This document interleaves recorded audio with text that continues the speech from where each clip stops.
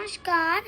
आज मैं जियांश कल्सोत्रा और छठे के उपलक्ष्य पर आपको एक कविता सुनाने जा रहा हूँ।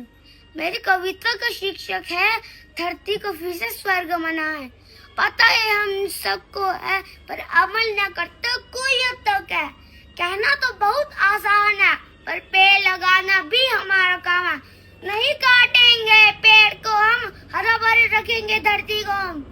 आओ मिलकर कसम ये खाएं, धरती को फिर से स्वर्ग बनाएं। और थड़े बनाएंगे, बड़े बड़े बैनर्स लगाएंगे। इन सब को करने से क्या पेड़ उग जाएंगे। अब कुछ करके दिखाए, बीती बातें पीछे छोड़ जाए।